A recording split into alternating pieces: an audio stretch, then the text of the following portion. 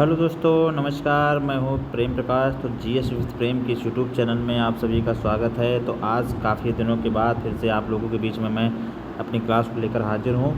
बीच में मेरा कुछ पर्सनल कुछ काम थे जिसकी वजह से मैंने क्लास नहीं ले पाया लगभग 2 से ढाई महीने। और आज से फिर हम अपनी क्लास को कंटिन्यू करेंगे। तो आप लोग फटाफट हमारे इस चैनल से जुड़ जाइए। आपको अगर क्लास मेरी अच्छी लगे तो आप हमारे चैनल को सब्सक्राइब ज़रूर करिएगा तथा अपने 2-4 दोस्तों में ज़रूर से सेंड करिए।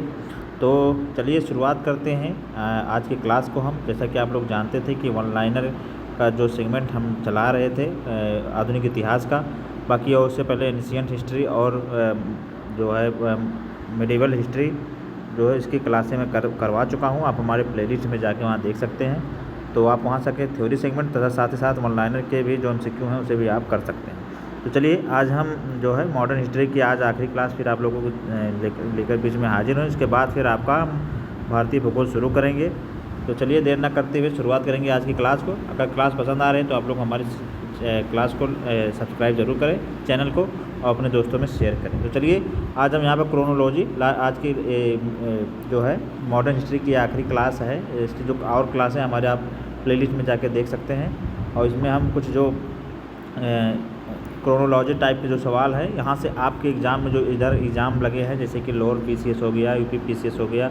लोअर PCS का 23 अगस्त को एग्ज़ाम है और UP PCS जो है हमारा दिसंबर में होना। तो इसके लिए बहुत ही इंपॉर्टेंट है। यहाँ से आपके एक से 2 सवाल आपके एकदम कंफर्म है। तो आप इसे ज़रूर कर लीजिएगा इस क्लास को, क्योंकि ये बहुत इंपॉर्टेंट है। चलिए देर न करते हुए शुरुआत करते हैं आज की क्लास को। तो सबसे पहले हम देखेंगे समाचार पत्र की बात करेंगे और यहाँ पर संपादक की बात करेंगे। तो हिंदू समाचार पत्र के जो संपादक की बात करें तो वीर राघवाचारी थे। जी हाँ, इसे आप लोग याद रखेंगे। वही अगला हम लोग देखेंगे कि केसरी की बात करेंगे तो केसरी की बाल गंगाधर तिलक जी थे। सुधारक की बात करेंगे तो GK गोखले थे। वॉइस ऑफ इंडिया की बात करेंगे तो दादा भाई नेहरू जी थे। तो इसे आप लोग याद रखेंगे, या हमारा सुमेलन में क्वेश्चन बनेगा।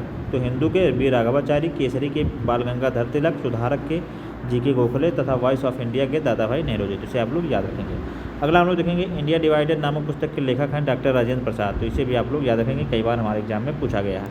अगला देखेंगे, फिर यहाँ पर सुमेलित करना है। तो सबसे पहले हम देखेंगे राजेंद्र प्रसाद, और दूसरी तरफ पुस्तक के नाम दिए गए हैं। तो इसमें देखेंगे राजेंद्र प्रसाद के द्वारा इंडिया डिवाइडेड पुस्तक लिखी गई है।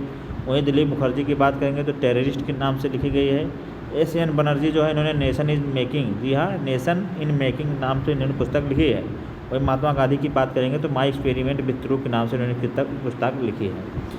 अगला हम लोग देखेंगे यहाँ पर, अगला देखेंगे समाचार दर्पण की बात करेंगे तो मार्समैन के द्वारा। मिरातुल अखबार जो है राजा राम मोहन राय के द्वारा लिखा गया है। केसरी की बात करें तो बाल गंगाधर तिलक। यंग इंडिया की बात करेंगे तो महात्मा गांधी की। बहुत इंपॉर्टेंट है, क्रोनोलॉजी के सवाल है। यहाँ से 2 से 3 सवाल आपके लोअर PCS या UP PCS में कन्फर्म है, तो इसे आप लोग जरूर करिएगा। अगला देखेंगे BD सावरकर की बात करें तो the Indian war of independence. जी हाँ, the Indian war of independence जो है ये BD सावरकर के द्वारा लिखा गया है। वहीं RC मजूमदार की बात करें तो the sipahi mutiny and the revolt of 1857। बहुत इंपॉर्टेंट है, इसे आप लोग जरूर याद रखिएगा, कई बार हमारे एग्जाम में ये पूछा गया है। तो RC मजूमदार के द्वारा क्या लिखा गया है? The sipahi mutiny and the revolt of 1857। वही SB चौधरी की बात करें तो civil rebellion in the Indian mutinies 1857-59। तो इसे अभी आप लोग याद रखेंगे।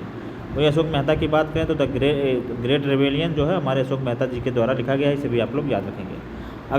अगला देखेंगे तो अगला समाचार पत्र है और उसके प्रकाशक की बात करेंगे तो एक तरफ बंगाली जो है, बंगाली समाचार पत्र जो है सुरेंद्रनाथ बनर्जी के द्वारा। बंगवासी की बात करें तो जोगेंद्र नाथ बोस के द्वारा। वंदे मातरम की बात करेंगे तो अरविंद घोष के द्वारा। वही अमित बाजार पत्रिका की बात करें तो मोतीलाल घोष के द्वारा लिखी गई। जिसे भी आप लोग याद रखेंगे, ये हमारे कुछ समाचार पत्र थे। अगला देखेंगे, फिर अगला हम लोग देखेंगे यहाँ से मिलित किया जाएगा तो दादा भाई नेहरू जी जो है poverty un British rule in India, ये हमारे दादा भाई नेहरू जी के द्वारा। स्वामी दयानंद सरस्वती की बात करें तो सत्याग्रह प्रकाश इनके द्वारा लिखी गई है। वही बाल गंगाधर तिलक की बात करें तो गीता रहस्य जो है बाल गंगाधर तिलक के द्वारा लिखा गया है, इसे भी आप लोग याद रखेंगे। वही बकिंघम चंद्र चटर्जी की बात करें तो आनंद मठ जो है इनके द्वारा लिखा गया है, इसे भी आप लोग याद रखेंगे। अब अगला हम लोग देखेंगे, अगला फिर हम यहाँ देखेंगे एक तरफ शास्त्रीय गायक हैं और दूसरी तरफ संबंधित घराना है। यहाँ से भी हमारे एग्जाम में कई बार सवाल पूछा गया है, तो इसे भी आप लोग याद रखेंगे। अगला देखेंगे बिरजू महाराज जो है कालका बिंदा दिन। जी हाँ, बिरजू महाराज का संबंध जो है कालका बिंदा दिन घराना से। वही उस्ताद राशिद खां का संबंध जो है रामपुर साहसवान घराना से है। पंडित छन्नूलाल मिश्रा की बात करें तो इनका जो है किराना घराना से संबंधित, इसे भी आप लोग याद रखेंगे। वही प्रभा अत्रे की बात करें तो किराना घराने से है, इसे आप लोग जरूर याद रखेंगे, कई बार हमारे एग्जाम में ये पूछा गया है। अगला देखेंगे, अगला हम देखेंगे कि भारतीय स्वतंत्रता संग्राम के दौरान लाठी क्लब की स्थापना किसने की थी, तो बाल गंगाधर तिलक ने की थी। बहुत ही इंपॉर्टेंट सवाल है, ये हमारे यूपी पीसीएस पॉलिटेक्निक लेक्चरर में पूछा भी गया है। अगला देखेंगे कि मुजफ्फरनगर में सेशन जज कोर्ट किंग्सफोर्ड पर किसने बम फेंका था, तो खुदीराम बोस ने फेंका था और प्रफुल्ल चाकी ने फेंका था। जी हाँ, खुदीराम बोस आप जानते होंगे कि सबसे कम उम्र में उन्हें फांसी दी गई 1908 के लगभग, तो या उन्होंने किंग्स जज जो है किंग्सफोर्ड पर बम फेंका था, इसे आप लोग याद रखेंगे। अगला देखेंगे कि 1929 में अखिल भारतीय ट्रेड यूनियन कांग्रेस के अध्यक्ष कौन बने थे, तो जवाहरलाल नेहरू बने थे, इसे आप लोग याद रखेंगे। फिर हम यहाँ पे देखेंगे मिलान का क्वेश्चन आ गया है, और इसमें देखेंगे कि साइमन कमीशन का गठन कब हुआ था, तो नवंबर 1927 में हुआ था। ये चीज़ आप जो डेट वाली जो चीज़ें हैं बहुत इंपॉर्टेंट होती है, इसे ज़रूर याद करिए। ये इन सब चीज़ों को याद करने का मतलब होता है कि आपका प्लस नंबर, मतलब ये सब ऐसी चीज़ें होती हैं जो हर किसी को याद नहीं होती है। अगर यह डेट वाइज चीज़ें आपको याद हो रही हैं तो फिर समझ लीजिए कि आप एग्ज़ाम में बढ़त बनाएंगे, क्योंकि वो ऐसी चीज़ें जो नॉर्मल चीज़ें होती हैं, कॉमन चीज़ें होती हैं, सबको याद होती हैं, लेकिन ऐसी चीज़ें जो डेट वाइज दे दिया जाता है या मंथ वाइज, तो ये सब चीज़ें बहुत कम लोगों की याद होती है। तो इसको जो याद कर लेता है एक बार, वो समझिए कि उसका एक प्लस नंबर हो जाता है। तो इस तरह अगर आप तैयारी करेंगे तो आपको एग्ज़ाम कभी नहीं रुकेगा। नेहरू रिपोर्ट की बात करें तो अगस्त 1928 में, और शारदा अधिनियम जो है 28 सितंबर 1929 को आया था, इसे आप लोग जरूर याद रखेंगे। वहीं दांडी मार्च की बात करेंगे तो यह 12 मार्च 1930 से शुरू हुआ था, 6 अप्रैल 1930 को ख़त्म हुआ था, इसे आप लोग याद रखेंगे। नाइटहुड की उपाधि किसने त्यागा था, तो रविन्द्रनाथ टैगोर ने त्यागा था, इसे आप लोग जरूर याद रखेंगे। अगला हम लोग देखेंगे, अब यहाँ पर संबंधित व्यक्ति और संबंधित कार्य पद जो है दिए गए हैं, तो डी.के. कर्वे का जो संबंध था, ये सचिव थे वीडो रीमैरिज एसोसिएशन के, तो इसे आप लोग याद रखेंगे। तो यहाँ हमने देख लिया कि डी कर्वे इसका संबंध किससे था, तो इनका संबंध जो है वीडो रीमैरिज एसोसिएशन से था। वही जे.डी. बेथुइन का संबंध किससे था, तो कलकत्ता में केनिया विद्यालय की स्थापना से था। ईश्वरचंद्र विद्यासागर की बात करेंगे तो कलकत्ता में संस्कृत कॉलेज के प्राचार्य थे।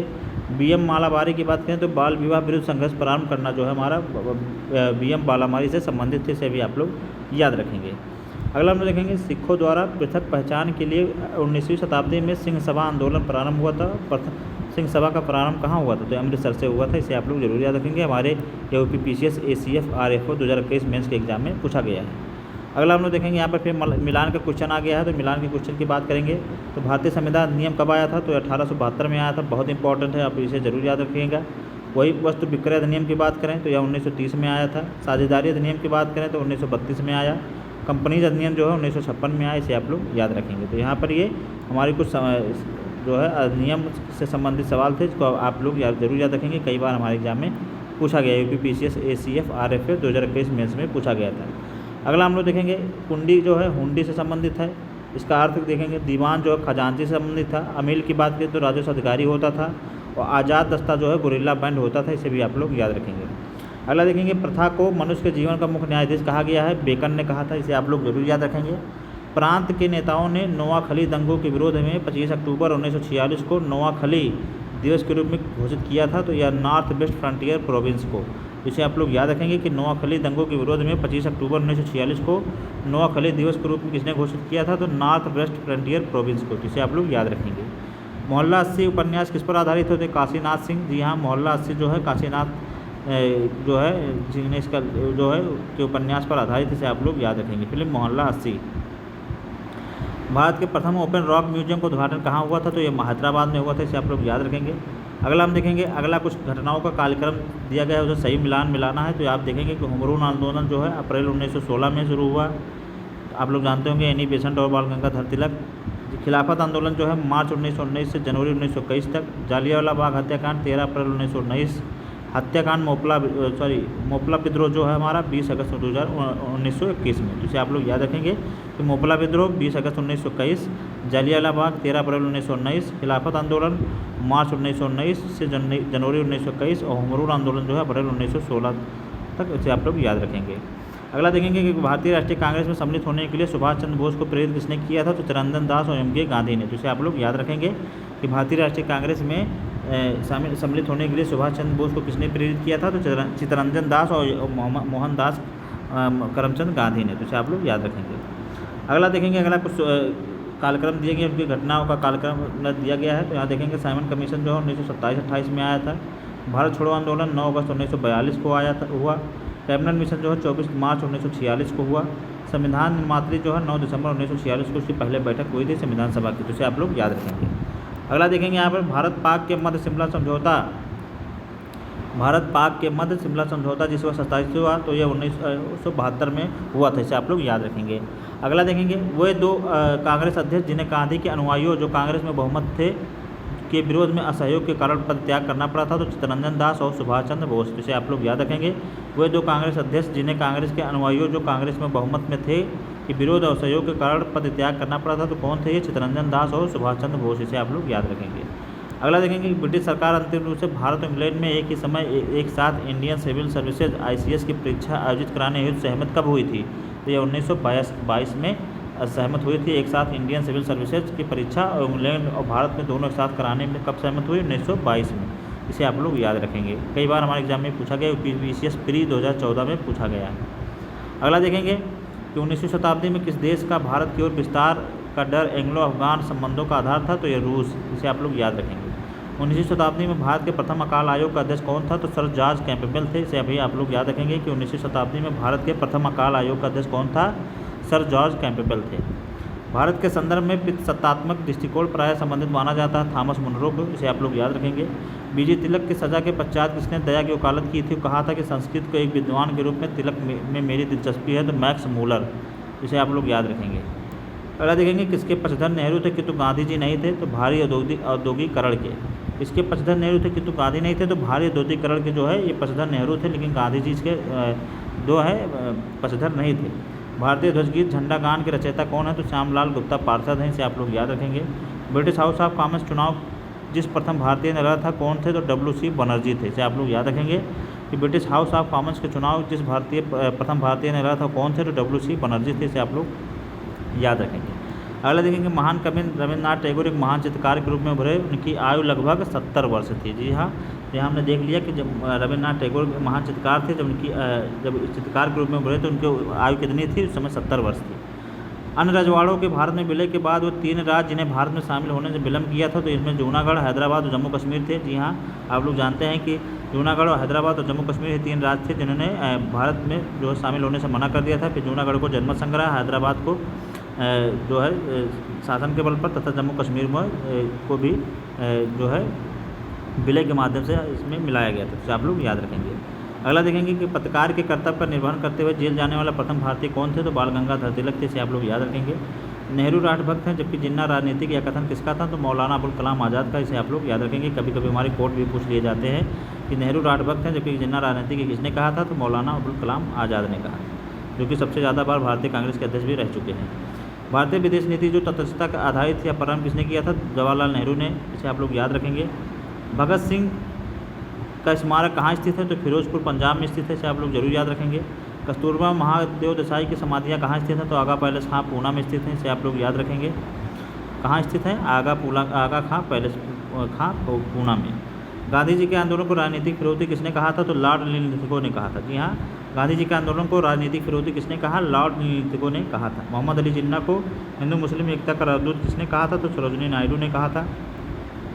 कांग्रेस द्वारा समर्थन वापस लिए जाने के कारण ही पदत्याग करना पड़ा था, तो यह चरण सिंह, चंद्रशेखर और यशवीर देवगौड़ा को। कांग्रेस द्वारा समर्थन वापस लिए जाने के कारण किसे पदत्याग करना पड़ा था? तो उसमें चरण सिंह, चंद्रशेखर और यशवीर देवगौड़ा थे। ब्रिटिश शासन की सबसे महत्वपूर्ण उपलब्धि भारत का एकीकरण था, या किसने कहा था? तो यह KM पडिक्कर के द्वारा कहा गया था। ऑपरेशन पोलो किससे जुड़ा था? तो यह हैदराबाद से जुड़ा था। इसे आप लोग याद रखेंगे, जिसके द्वारा हैदराबाद को भारत के राज्य में मिलाया गया था सैनिक कार्रवाई के बल पर। अगला देखेंगे यहाँ भारत में 19वीं शताब्दी में पड़े वह अकाल जिसके प्रकोप को समुद्र सी ऑफ कैलेमिटी कहा गया, तो ओडिशा अकाल, जो कि 1866 और 67 में। बहुत ही इंपॉर्टेंट सवाल। भारत में 19वीं शताब्दी में पड़े वह अकाल जिसको प्रकोप ऑफ समुद्र सी ऑफ कैलेमिटी किसे कहा गया था? तो उड़ीसा का अकाल था, 1866 और 67 में पड़ा था। रविन्द्रनाथ टैगोर को महान प्रहरी कहा जाता है, किसने कहा था? तो महात्मा गांधी ने कहा था। बंगाल दुर्भिक्ष का वर्ष जिसमें लाखों लोग दिवंगत हुए थे, तो 1943 में। डोडो की भांति साम्राज्यवाद दिवंगत हो चुका है, कथन किसका था? तो क्लीमेंट एटली का था। जी हाँ, डोडो की भांति साम्राज्यवाद दिवंगत हो चुका है, कथन किसका था? तो क्लीमेंट एटली का था। वास्तविक क्रांतिकारी सेनाएं गांवों तथा कारखानों में पाई जाती हैं, कथन किसका था? यह भगत सिंह का था। इसे आप लोग याद रखेंगे। 1853 में जन्मे पश्चिमी भारत के पारसी थे, इंडियन स्पेक्टेटर तथा वॉइस ऑफ इंडिया के संपादक थे, एक समाज सुधारक थे, सम्मति आयोग अधिनियम 1991 के पक्ष में प्रमुख संघर्षकर्ता थे। उपयुक्त पैराग्राफ के विषय में BM मालाबारी ने कहा है इसे। तो 1853 में जन्मे पश्चिमी भारत के पारसी थे। इंडियन स्पेक्टेटर तथा वॉइस ऑफ इंडिया के संपादक थे। एक समाज सुधारक थे। सम्मति आयोग अधिनियम 1891 के पक्ष में प्रमुख संघर्षकर्ता थे। यह पैराग्राफ BM मालाबारी के विषय में सही है। अब यहाँ पर कुछ सही सुमेलित करना हम देखते हैं। तो भारतीय राष्ट्रीय कांग्रेस 1885 में स्थापित हुआ था AMUM के द्वारा। भारतीय जनसंघ जो है 1951 में, भारतीय साम्यवादी दल जो है 1925 में, और AIDMK जो है 1972 में स्थापित हुआ, इसे आप लोग याद रखेंगे। अब घटनाओं का सही कालक्रम देखेंगे तो बक्सर का युद्ध जो है 22 अक्टूबर 1764 को हुआ। क्लाइव द्वारा पुनः भारत आगमन 1965 में हुआ। इलाहाबाद की संधि जो है 16 अगस्त 1965 को हुई थी। वॉरेन हेस्टिंग का भारत का गवर्नर बनना जो है 1973 में हुआ था, इसे आप लोग याद रखेंगे। अगला देखेंगे इलाहाबाद की संधि की बात करें तो 1965 में। एक्सला सैपल की संधि जो है 1748 में हुई। ला बार्दुनसे द्वारा मद्रास पर अधिकार किसके द्वारा किया गया, तो 1746 में किया गया। डुप्ले की पदच्युति कब हुई, डुप्ले को पदच्युत कब किया गया, तो 1754 में किया गया, इसे आप लोग याद रखेंगे। अगला देखेंगे कि पूर्ण राष्ट्रीय स्वतंत्रता की घोषणा 1929 में, सबने अवज्ञा आंदोलन 1930 में, गांधी रिबन समझौता 1931 में, पूना पैक्ट 1932 में हुआ, इसे भी आप लोग याद रखेंगे। अगला देखेंगे कांग्रेस सोशलिस्ट पार्टी जो है इसकी स्थापना नरेंद्र देव के द्वारा। स्वराज पार्टी जो है CR दास के द्वारा। फॉरवर्ड ब्लॉक जो है सुभाष चंद्र बोस के द्वारा। और जस्टिस पार्टी जिसे दक्षिणी भारतीय लिबरल फेडरेशन भी कहा जाता था, इसकी स्थापना रामास्वामी नायकर या पेरियार ने किया था। अगला देखेंगे जल सेना अधिनियम जो है यह 1927 में हुआ। सबने अवज्ञा आंदोलन 1930 में, द्वितीय गोलमेज सम्मेलन 1931 में, तथा सांप्रदायिक निर्णय जो है 1932 में स्थापित हुआ, तो इसे आप लोग याद रखेंगे। अगला देखेंगे हम लोग यहाँ पर महाराजा हर सिंह ने विलय पत्र पर हस्ताक्षर कब किए, तो 26 अक्टूबर 1947 को किया। ये बहुत इंपॉर्टेंट है, आप लोग इसे जरूर याद रखेंगे। भारत का संविधान कब लागू हुआ, तो 26 जनवरी 1950 को लागू हुआ। जम्मू कश्मीर के बहुसत्ता संपन्न संविधान सभा ने भारत में विलय को अनुमोदित किया था 25 जनवरी 1954 को। जम्मू कश्मीर राज्य का नया संविधान कब लागू हुआ, तो 26 जनवरी 1957 को लागू हुआ था, इसे भी आप लोग याद रखेंगे। अगला हम देखेंगे कुछ घटनाएं उनके वर्ष हैं। तो फिरोज शाह मेहता की मृत्यु जो है 5 नवंबर 1915 को हुई थी। जालियांवाला बाग हत्याकांड 13 अप्रैल 1919 को हुआ था। साइमन कमीशन की नियुक्ति है नवंबर 1927 में हुई। महात्मा गांधी की दांडी मार्च जो है 12 मार्च 1930 को हुआ था, इसे अभी आप लोग याद रखेंगे।